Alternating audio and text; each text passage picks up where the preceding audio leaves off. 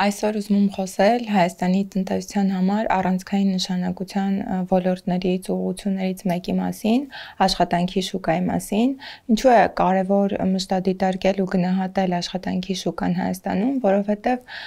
այն հնարավորություն է տալիս պետական քաղաքականության մի քանի կարևոր ոլորտներ փոխկապակցված կերպով զարգացման ուղղություններ սահմանել եւ տնտեսության մասով եւ սոցիալական մասով ինքը հնարավորություն է տալիս որոշակի թիրախային նպատակներ սահմանել եւ գնալ այդ ուղղություններով։ Այդ համատեքստում աշխատանքի շուկայի պահանջարկի գնահատումը եւ կանխատեսումը ու դրա հետ կապված բացահայտումները առանցքային նշանակություն ունեն։ Հայաստանի պետական տնտեսագիտական համալսարանի Ամբերտ հետազոտական կենտրոնի կողմից իրականացվել է նմանատիպ հետազոտություն, որի շրջանակներում փորձել ենք հենց տարբեր տնտեսաչափական մոդելների կիրառմամբ փորձել ենք գնահատել ու բացահայտել Հայաստանի աշխատաշուկայի պահանջարկը, ինչի բացը մինչ այժմ Հայաստանում կար եւ դա փորձել ենք իրականացնել երկու հիմնական ուղղություններով եւ ըստ կրթական աստիճանների եւ վարչատարածքային միավորների։ Մեթոդները, որոնք ընտրել ենք հետազոտությունը իրականացնելուց, 3 հիմնական խմբի են բաժանվում։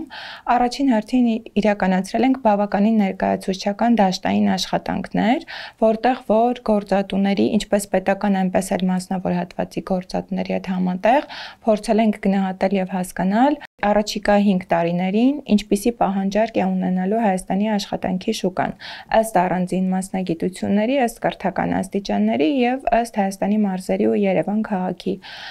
Այդ համատեքստում, եթե երկու ուղղությունը առանձնացնեմ, կրթական մակարդակով ստացել ենք հետեւյալ պատկերը։ Մեր աշխատաշուկայում առաջարկի եւ պահանջարկի քրոնիկ անհավասարակշռություն է առկա,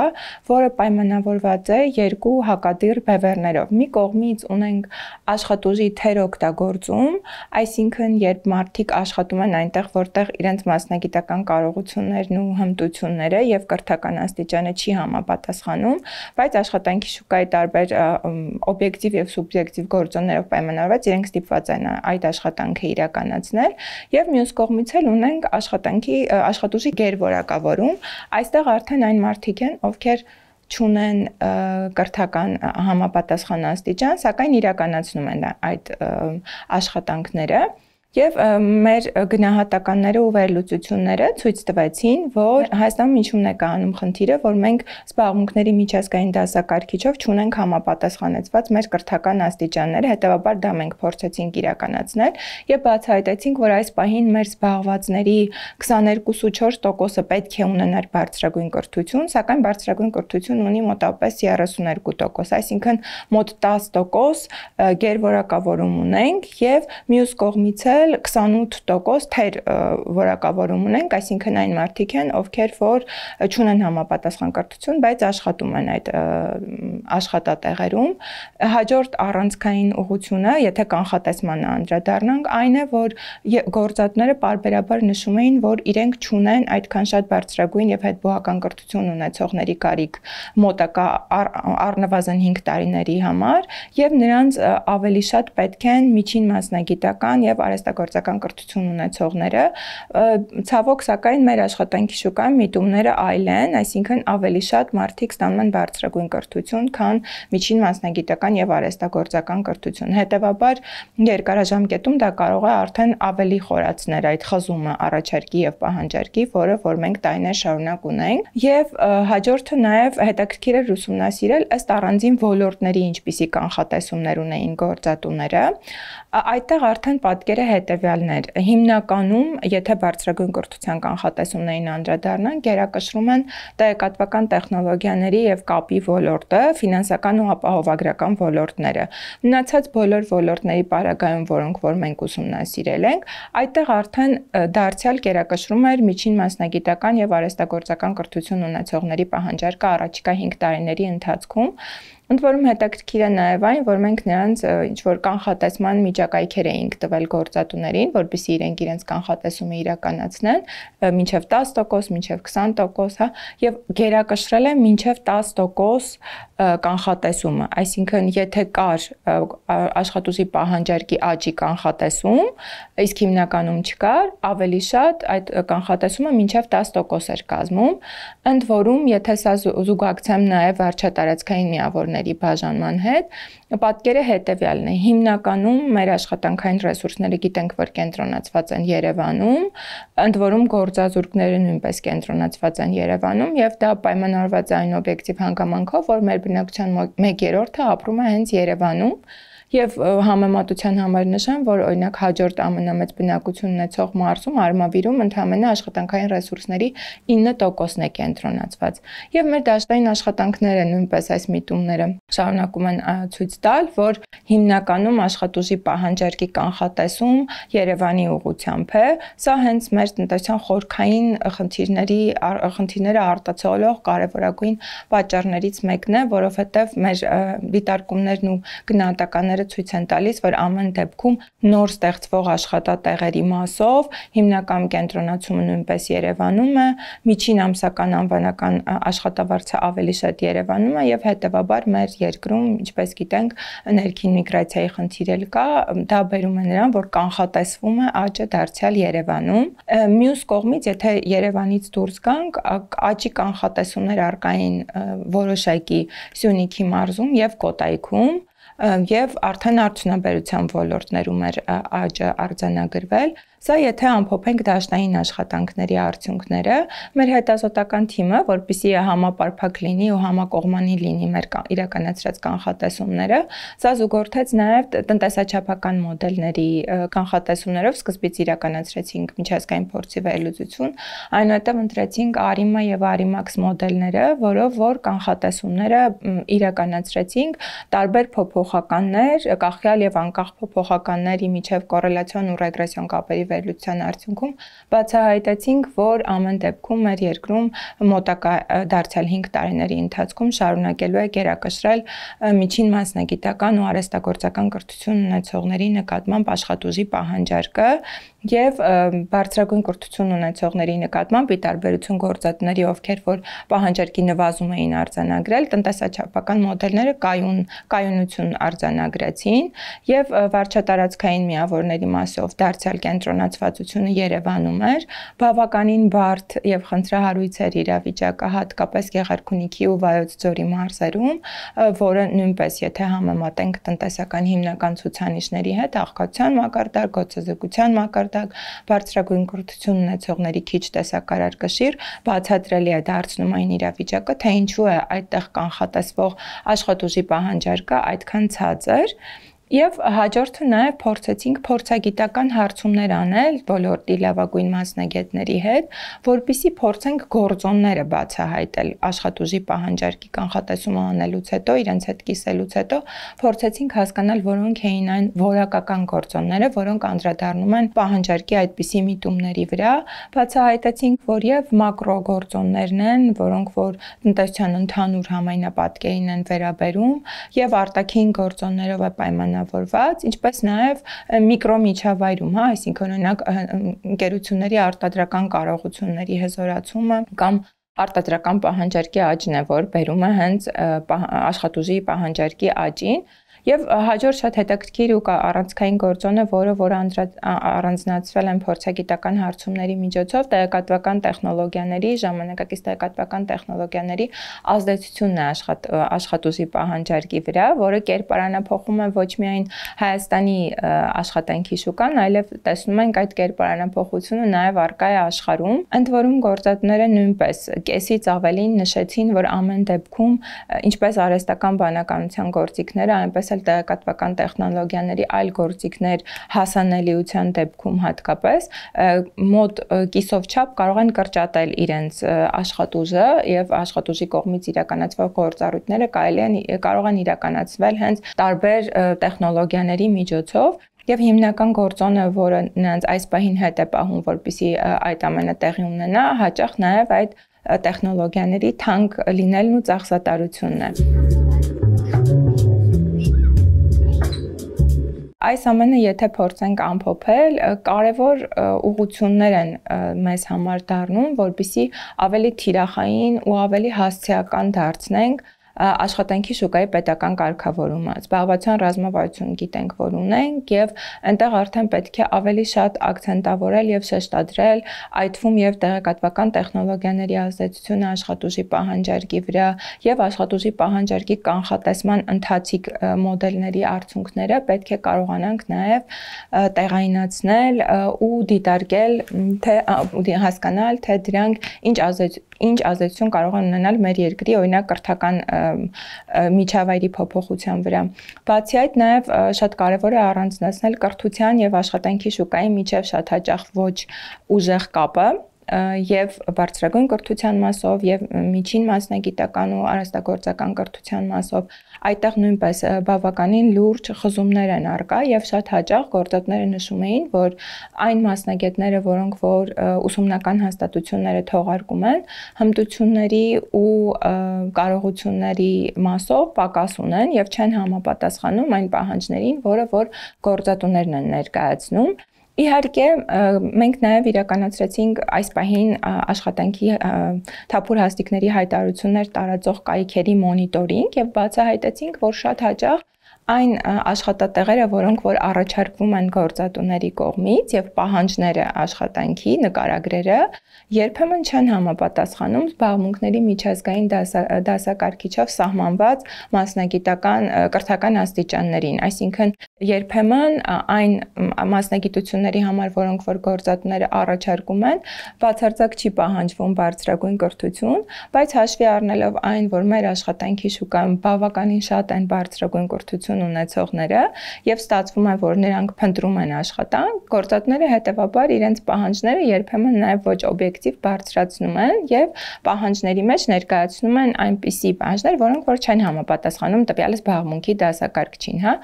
բայց միևնույն ժամանակ օբյեկտիվը նաեւ գործատուների բողոքը, այսպես ասած, որովհետեւ շատ հաճախ իրոք մասնագիտական կարողությունները, որով որ մասնագետները թողարկվում են, արդիական չեն։ Բուհերի պարագայում խնդիրը կարելի է բացատրել նրանով, որ փոփոխությունները, որոնք տեղի են ունենում կրթական գործընթացներում, բավականին ժամանակատար են, իսկ մենք գիտենք, որ կրթությունը այն ոլորտն է, որտեղ արվող ցանկացած փոփոխության արդյունք,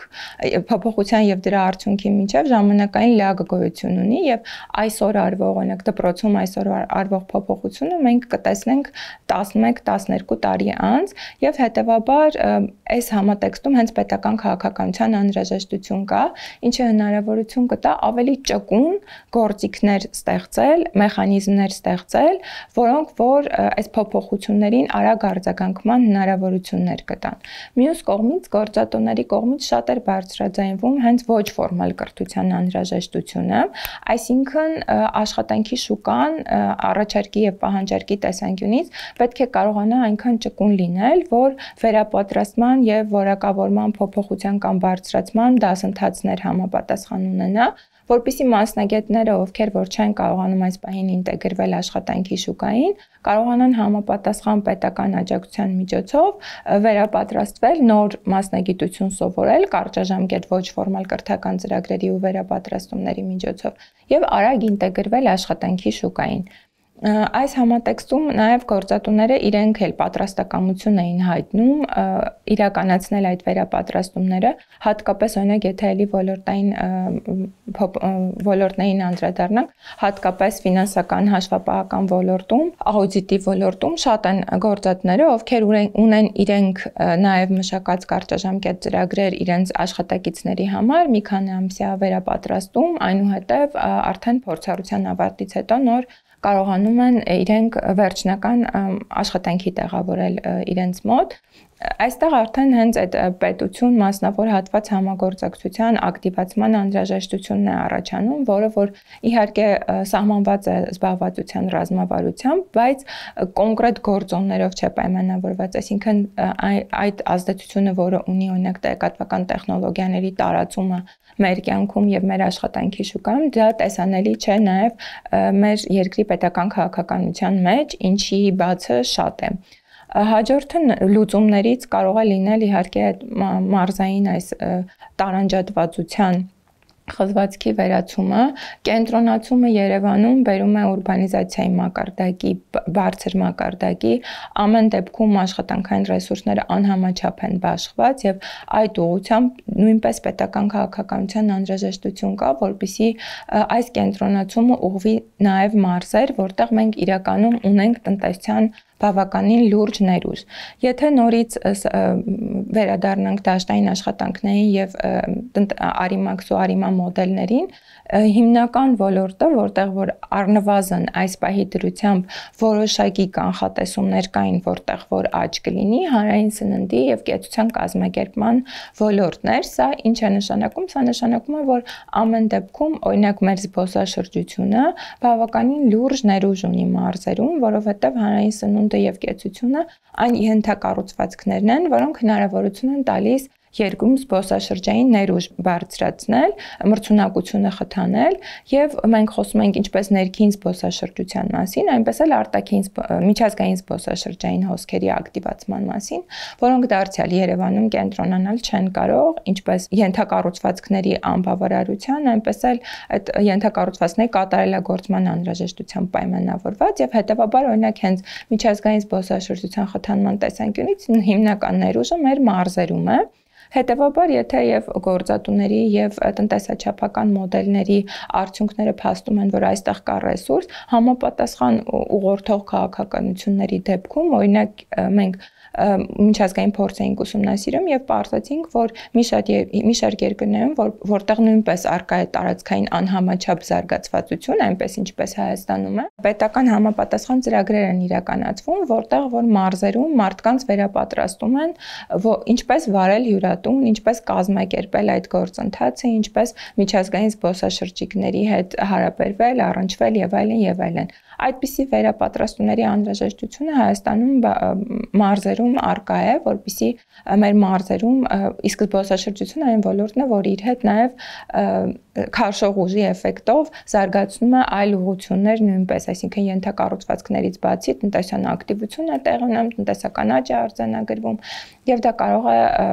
համապատասխան թիրախային քաղաքականության միջոցով տեղի ունենալ, եթե հիմիկվանից սկսած այդ քայլերը ձեռնարկվեն այդ ուղղությամբ։ Հաջորդ կարևոր բացը այն է, որպեսզի կարողանանք այս կամ այն կերպ բարձրագույն կրթություն ունեցողներին նույնպես ուղղորդել մարզեր, որը շատ լուրջ խնդիր է, որովհետև հիմնականում մարզերում գերակշռում են